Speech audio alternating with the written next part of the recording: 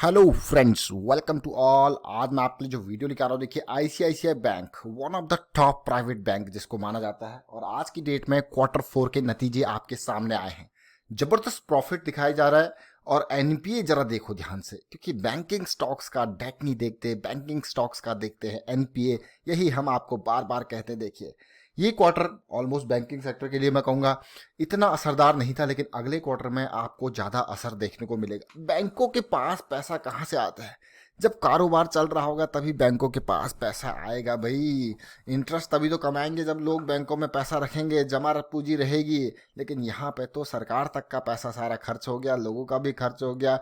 जो लोगों का पैसा आ ही नहीं रहा, पैसा फ्लो ही नहीं हो रहा, तो बैंकों की हालत खराब होने वाली है अगले क्वार्टर में। इस क्वार्टर में नहीं कह सकते अभी आप, क्योंकि इस क्वार्टर में तो ऑलमोस्ट मार्च के लास्ट के 10-12 दिन ही लॉकडाउन स्टार्ट हुआ। अब सीधे लेके चलता हूँ आपको रिजल्ट के ऊपर। पहले बाकी बातें अब करते रहेंगे। आईसीआईसीआई बैंक का रिजल्ट ऑलमोस्ट 4:30-5 बजे के आसपास रिजल्ट आया है। जरा रिजल्ट पे फोकस कीजिए ध्यान से।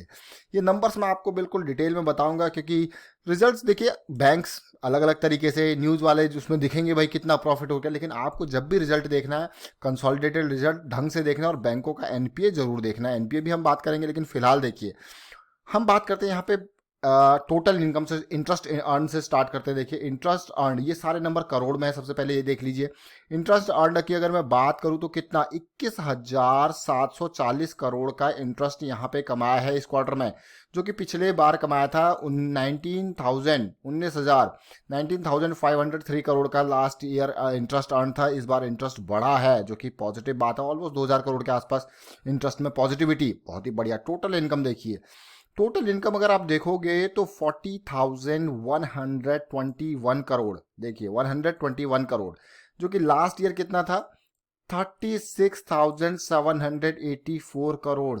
तो यहाँ पे पॉजिटिविटी आया है, यहाँ पे अच्छी चीज है। मैं कहूँगा कि ये टोटल इनकम में इजाफा यहाँ पे देखने को मिला। एक्सपेंसेस बढ़ते हैं नो डाउट, जिस तरीके से जो परफॉर्मेंस होती है, कामकाज होगा तो एक्सपेंसेस होंगे। उसके हिसाब से कई कंपनीज ने, कई बैंक्स ने अब जो है अपना हिस्सा की प्रॉफिट का इतना हिस्सा जो है, ये हमारे जो सिचुएशन अभी आई है उसके हिसाब से प्रोविजंस के लिए निकाल रखा है। तो आप देखिए प्रोविजंस के लिए जो प्लान है, थोड़ा सा पैसा एक्स्ट्रा निकाल के रखा है, क्योंकि सिचुएशन काफ़ी खतरनाक है। बट फिर भी जो प्रॉफिट इन्होंने दिखाया है प्रोविजंस को हटा के, मैं कहूँगी निकालने के बावजूद भी, देखिए 1250 करोड़ का प्रॉफिट। 1250 कितना 1251 करोड़ का प्रॉफिट, जो कि लास्ट ईयर था 1170 करोड़, 1170 करोड़। तो यहाँ पे आप सीधे सीधे देख रहे हो 50 और 30, 80 करोड़ का जंप प्रॉफिट में। अच्छी बात है भाई, और क्या चाहिए। 80 करोड़ का अगर मैं अर्निंग पर शेयर देखूं तो 1.82 से 1.93, इतना जंप नहीं है। बट आप ये भी तो सोचिए कि लास्ट के 10 से 15 दिन तो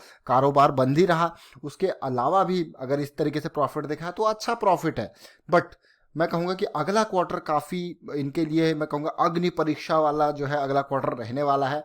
बट ज़रा एनपीए पे ध्यान दीजिए। एनपीए की बात करते हैं, वो इंपॉर्टेंट चीज़ है, वो देखना जरूरी है एनपीए। अब एनपीए पे हम फोकस करेंगे। यहाँ पे जरा ध्यान दें, ग्रॉस एनपीए और नेट एनपीए दोनों नंबर्स को देखेंगे। यहाँ पे अगर मैं परसेंटेज के हिसाब से बात करूंगा, देखिए लास्ट ईयर था 6.70 और इस साल ये है 5.53। समझ रहे हो आप इस चीज को? ये मतलब पॉजिटिविटी। एनपीए कम हुआ मतलब नॉन परफॉर्मिंग एसेट्स कम हुए, ये अच्छी बात है, ये पॉजिटिव सिग्नल है।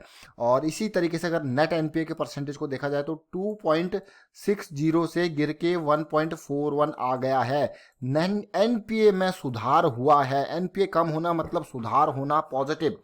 ये काफ़ी अच्छी बात लगी मुझे। ग्रॉस एनपीए और नेट एनपीए के परसेंटेज में जिस तरीके से पॉजिटिविटी देखने को मिल रही है, दिस इज रियली ऑसम मैं कहूँगा। लेकिन अब ये ओवरऑल आपने रिजल्ट देखा, पॉजिटिविटी देखी, ये रिजल्ट अभी आपके सामने आया है। बट बात आती है जब बैंकिंग स्टॉक्स की बात आती है, तो देखिए आपने सुना होगा axis bank, HDFC bank, Kotak Mahindra bank, ICICI bank, यही टॉप के 3-4 बैंक्स हैं।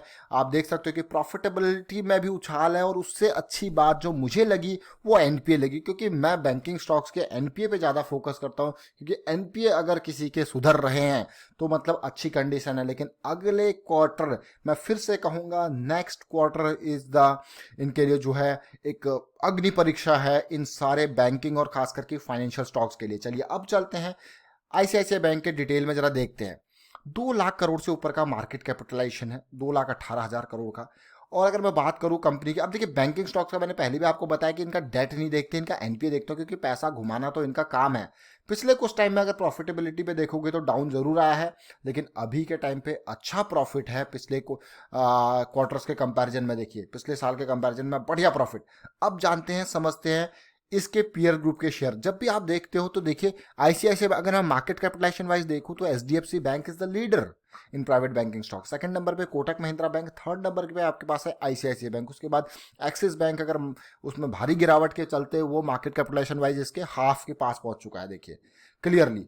लेकिन कोटक महिंद्रा बैंक इसके बिल्कुल पैरेलल में है, और एचडीएफसी बैंक वो तो मार्केट कैप के कंपैरिजन में अगर आप देखोगे वो तो भाई महाराजा है प्राइवेट बैंकिंग स्टॉक्स का। अब बात आती है टेक्निकल की। ये तो आपने देखा, इसका फंडामेंटल देखा, इसने आपका रिजल्ट, इसका रिजल्ट देखा, आपने डिटेल देखा, लेकिन टेक्निकल पर्सपेक्टिव से अब हम जो चीज़ देख रहे हैं उसको समझने की कोशिश करते हैं। और स्टार्ट करते हैं मंथली चार्ट से। मंथली चार्ट काफ़ी इंपॉर्टेंट होता है। आप देखिए मंथली चार्ट पे किस तरीके से इस स्टॉक में जो गिरावट आई थी, जो मैं ध्यान देने वाली बात आपको बता रहा हूँ, 2008 में इसको लेके जा रहा हूँ मैं आपको, ताकि आप थोड़ा सा रिलेट कर पाए चीज़ें। 2008 में भी गिरावट आई थी, इसी तरीके से भारी गिरावट आई थी। और जैसे अभी भी आप देख पा रहे हो, जनवरी फरवरी मार्च 3 महीने रेड दिख रहे हैं आपको, लेकिन अप्रैल का महीना पॉजिटिव और मई का महीना रेड स्टार्ट हुआ है, अभी तो स्टार्ट ही हुआ है। लेकिन इसी तरीके से आप देख सकते हो यहाँ पे 3 महीने किस तरीके से भारी गिरावट आई। अगला महीना पॉजिटिव था, फिर अगले 2-3 महीने में और भारी गिरावट, फिर पॉजिटिव, फिर और 2-3 महीने और बड़ी गिरावट। देखिए ये आपने देखा कि किस तरीके से आईसीआईसीआई बैंक में 2008 के टाइम पे भारी गिरावट का सामना करना पड़ा। सिचुएशन कुछ उसी तरीके की है। अगर आप देखोगे इतनी बड़ी रेड कैंडल जो है 2008 के बाद इस बार ही देखने को मिल रहा है। अगर बिजनेसेस यहाँ पे स्टार्ट नहीं होंगे और लॉकडाउन की ऐसी ही कंडीशन जो है एक्सटेंड होती रहेगी, जिस तरीके से आप देख पा रहे हो इंडिया में भी अब सरकार ने भी, अब देखिए गवर्नमेंट ऑफिशियल की तरफ से भी आता है, अब हमको जीना सीखना पड़ेगा इसी के साथ। समझ रहे हो आप? ये सिचुएशन तब आती है जब लोग फ्रस्ट्रेट हो जाते हैं, यार अब तो कुछ नहीं हो रहा। ये सिचुएशन जब आती है, लेकिन ये बहुत ही खतरनाक सिचुएशन है। This is the worst situation. और ऐसी कंडीशन जब आएगी तो यूएस का हालात आप देख पा रहे हो, 72,000 देखिए आंकड़े। तो ये बहुत खतरनाक सिचुएशन है, और इस सिचुएशन में इंडिया भी आता हुआ नजर आ रहा है। और आप देख सकते हो कि यहाँ पे ये बड़ी गिरावट जो आपको दिख रही है, पॉजिटिविटी जरूर आने वाले टाइम पे थोड़ा बहुत दिखने को मिल सकती है, लेकिन अगले क्वार्टर तक मुझे लगता है अभी 1-2 महीने कंसोलिडेट करेगा ये, फिर अगली गिरावट से पहले कंसोलिडेशन के ये निशान है। अगर पॉजिटिविटी दिखे तो और भी अच्छी बात है। वीकली चार्ट पे समझने की कोशिश करते हैं क्या कुछ हो रहा है। देखिए जब भी हम कहते हैं कि करेक्शन जो है जो हुई है वो रिजॉल्व हो जाए, तब एंट्री का मौका मिले तो ज़्यादा बेटर सिचुएशन में हम लोग होंगे। और अभी के टाइम पे अब बैंक्स का कमाई कहाँ से होता है, सबसे इंपॉर्टेंट बात, बैंक की कमाई कहाँ से होती है, जरा उसको सोचिए। जब आप किसी स्टॉक पे इन्वेस्ट करने जाते हो ना, तो ये सोचिए कि आप किसी बिजनेस पे इन्वेस्ट कर रहे हो। और जब आप किसी बिजनेस पे इन्वेस्ट करते हो तो आप यही देखोगे ना कि यार कमाई कहाँ से होगी। कमाई होगी तो होगी कहाँ से, आपका यही होता है दिमाग में कि कमाई कहाँ से होगी। अगर ये चीज़ आप सोच रहे हो तो मतलब आप बहुत सही सोच रहे हो कि कमाई कहाँ से होगी। और वही चीज़ बैंक्स की कमाई होती है। देखिए लोन्स देते हैं, बड़े लोन, छोटे लोन, या फिर उन जो उनके पास जमा पूंजी है उसके ऊपर इंटरेस्ट अर्न होता है। लेकिन यहाँ पे मेन ये है कि जो भी ये लोन दिया है, देखिए जो भी लोन देते हैं उसके ऊपर क्या आता है, इंटरेस्ट अर्न होता है। अब वो लोन जब दिया है, वो लोन का प्रिंसिपल ही नहीं आ रहा, उसका इंटरेस्ट ही नहीं आ रहा, क्योंकि लोगों का काम ही नहीं है, तो पैसे बैंक कैसे कमाएंगे? सोचिए कैसे कमाएंगे बैंक, जो भी इनका इंटरेस्ट हो रहा है या कहीं पे इन्वेस्टमेंट कर रखी है।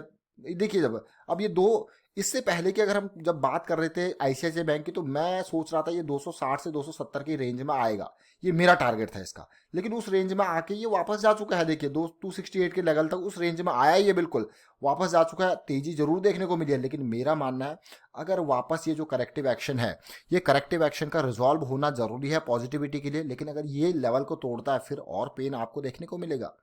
आप देख सकते हो कितनी भारी गिरावट है, 500 रुपये का शेयर 250, 550, 50% तक की गिरावट इसमें आई। लेकिन ये थोड़ा सा जो आपको तेजी देखने को मिली है, ये फंसा भी सकती है, लेकिन इसका रिजॉल्व होना काफ़ी ज़रूरी है और पॉजिटिविटी के लिए। तो हमने यहाँ पे आईसीआईसीआई बैंक के Q4 के नतीजे देखे, जिसका समराइजेशन यह है प्रॉफिट भी बढ़ता हुआ नजर आया, एनपीए में भी इंप्रूवमेंट देखने को मिली। उम्मीद करेंगे कि भाई शेयर के प्राइस में भी उम्मीद जो है पॉजिटिविटी देखने को मिले, लेकिन मैं यही कहूँगा अगले क्वार्टर के नतीजे बहुत ही खतरनाक आने वाले हैं, तो ज़रा संभल के, ज़रा बच के। अब आप कहोगे कैसे आप कह रहे हो, देखिए अप्रैल का महीना पूरा गया, मई का महीना ऑलमोस्ट गया ही गया लगा लो, खाली जून के महीने में थोड़ा बहुत कारोबार स्टार्ट होने वाला है। तो जो कंपनीज, अगर आप किसी भी शेयर में अभी, चाहे रिलायंस इंडस्ट्रीज की बात क्यों ना कर लो, किसी भी शेयर में अगर आप अभी इन्वेस्ट करने की सोच रहे हो, अनटिल एंड अनलेस उसमें इस तरीके से कोई मैनिपुलेशन ना हो रही हो, कोई न्यूज नहीं चल रही हो कि भाई ये इन्वेस्ट करने वाला है, वो इन्वेस्ट करने वाला है, अदरवाइज अगले क्वार्टर के नतीजे बहुत ही भयानक आने वाले हैं।